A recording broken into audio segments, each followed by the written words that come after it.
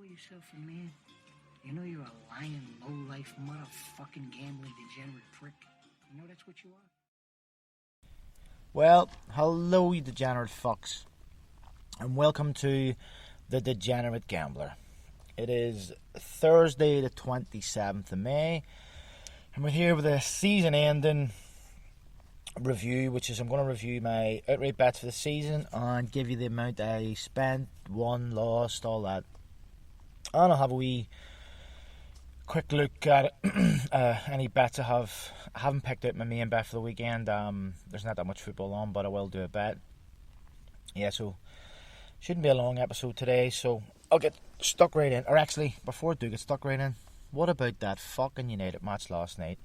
I'm sure United beat everybody's bet. I don't know anybody who backed Villarreal. I had United and over 1.5, so when it was 1 each and Rashford missed that chance, that was my chance to get that one up. I know a lot of people who had United goal race plus. I know people who had sort of corners and stuff, but United only had like 3 corners in the whole match, so it was a poor match for gambling purposes, I would say, anyway. Unless you like to back the outsider, maybe. Because I think Villarreal did come in from 9-2 to 7-2. So there was money for them, but where that was from, I don't know.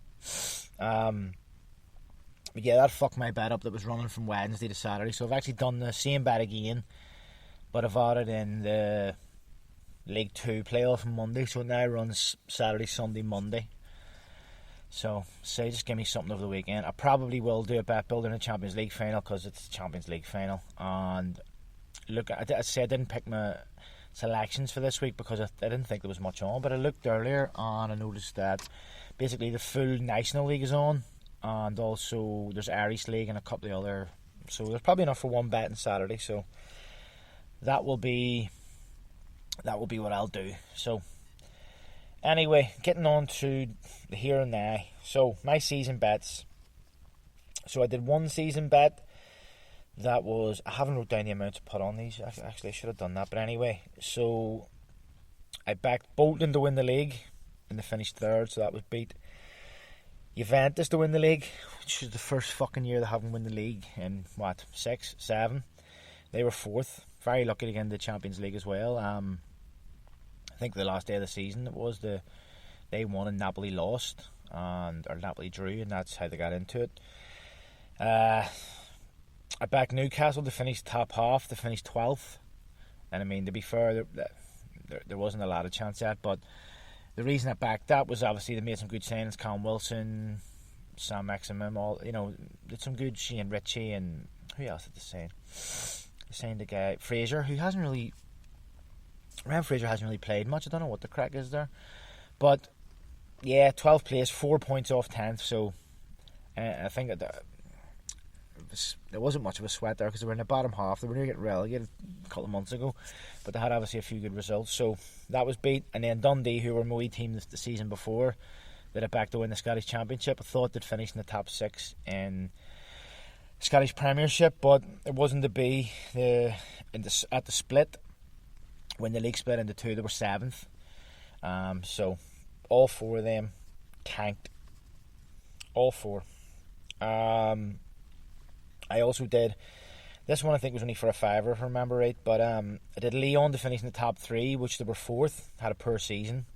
Don't think anybody expected Lille to win the league, especially or even finish top 2 or 3. You know, Lille's a small club. Alright, they won the league when Hazard was there. Joe Cole, I think, was there at that time as well. But, yeah, so that done that. Stoke, so my faith in Michael O'Neill, being that he was from Northern Ireland, was let down because Stoke finished 14th. And I actually think that if Stoke don't start next season well, he'll be sacked because they've got a good squad of players. Tranmere to be promoted. They finished in the playoffs, but they're obviously knocked out. I had Madrid to win the league, and as I've said a few times on here, no one wanted to win that league. Atletico blew, a 10 or 11 point lead, and then Madrid went top. Then they performed. Barcelona have been hit and miss all season. So they finished second. Then I had Hull to get promoted, so my faith in another Northern Irish manager, Grant McCann, was warranted in that one. They got promoted. I think they finished second or third. And Clues to win the league. They did win the league. So that one had 2 up and 4 wrong. The next one, this one, it went well. So I had Wycombe to get relegated. They did. Tranmere to finish in the top 7, so that's the playoffs. They did. Peterborough top 6, which is playoffs. They did. Nats County to get promoted.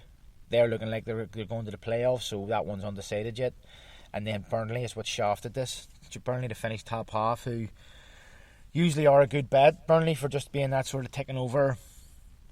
You know, they get the wins at home and they play a very basic style of football, but they get the results. But they had a poor season and they finished 17th, so no real sweat there. So that's the 3 for teams to win leagues and get promoted and things like that. I also did some top goal scorers. I did Ali Watkins for Villa. That was up. I did Sterling for City, which I think at the time was a good bet, being that he was, he did score a lot of goals the season before, and with Aguero having injury problems and stuff. But the problem with that was that Sterling's been in and out of the team. I think Pep's lost a bit of faith in him. And obviously Gundogan had that real, I think that's who won it. Gundogan had that real purple patch where he scored 6-7, games out of 10. So that was beat, but I still think that was a solid selection. Callum Wilson for Newcastle, that was up. Salah for Liverpool, you only really have the choice of him or Mane. That was up. Here's where I made a mistake. The season before, Richarlison had played up front for Everton, so I went with Richarlison. But what I should have picked out was that when Duncan Ferguson took over, Calvert-Lewin came on the scene and he started showing what he could do. For whatever reason, I just thought Richarlison takes the penalties, he'll play up front a lot of the time, which he didn't. And Calvert-Lewin obviously had a really good season, so that beat that. And the last one was, actually, a friend of mine picked it. I went to him with 3 selections for United, which were Martial, Bruno Fernandes, and Rashford. And he said to me, Martial. And this guy is a gambler as well, so I'm not taking the blame for that one. But Bruno Fernandes was 5-1. He was a huge price to be United's top goal scorer. So, listen, it would have been beat anyway. And the thing with those is you never get a cash out with the top goal scorer. They don't offer you a cash out all season. So, that one was never looked right because Martial had that poor season. But I'd say looking to next year before I do my mounts, I have got my eye on a few teams. If Wolves are a good price to get relegated, I would consider it. Being that it depends who they bring in as manager, obviously. But I mean, they've got rid of Nuno, which I think was a poor decision. Of the teams coming up,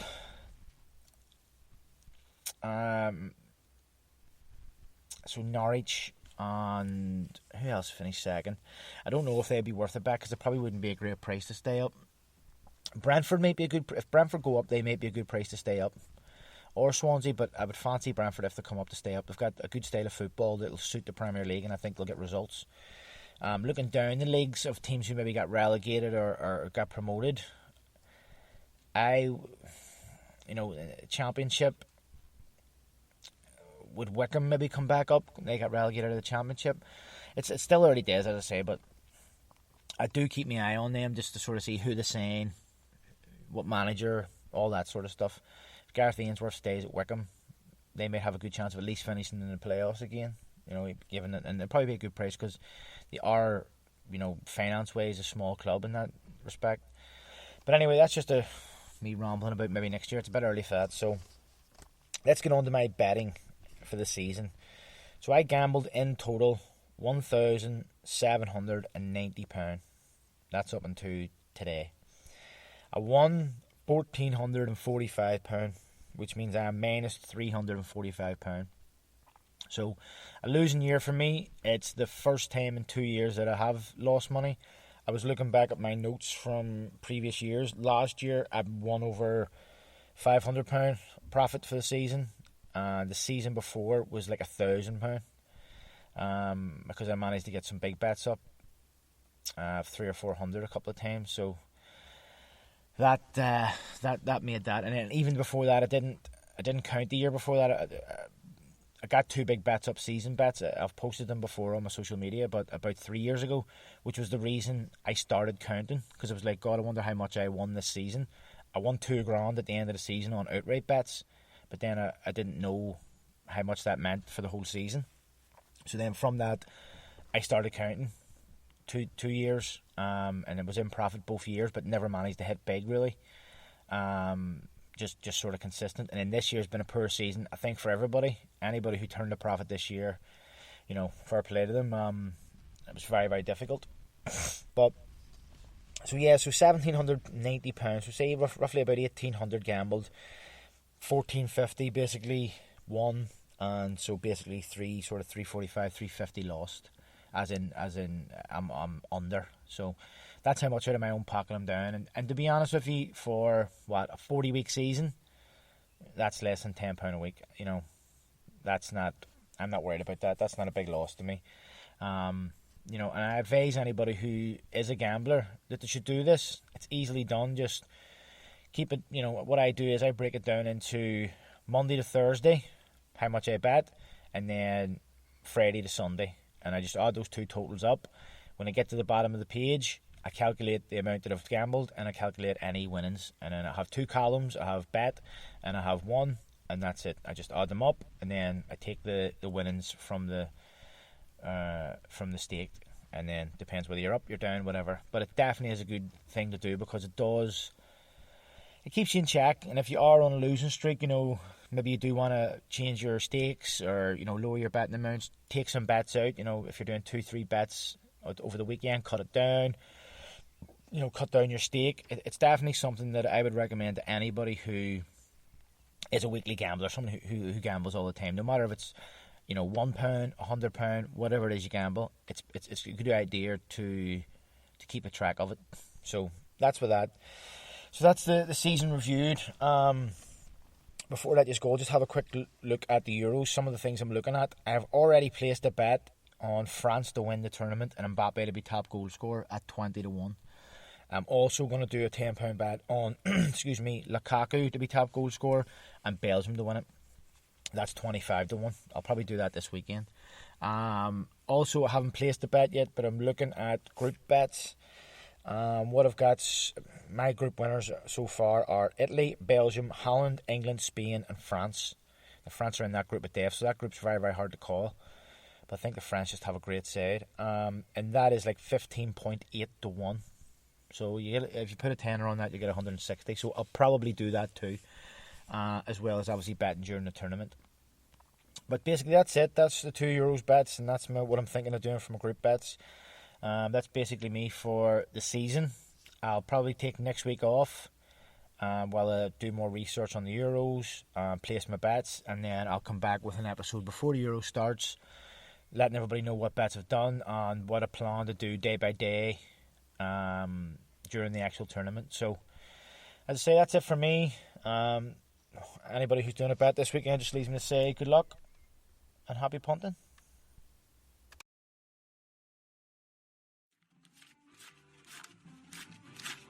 Here, get the fuck out of here. Yeah, thanks. Let me find out you fucked up. I'll leave you wherever I find you.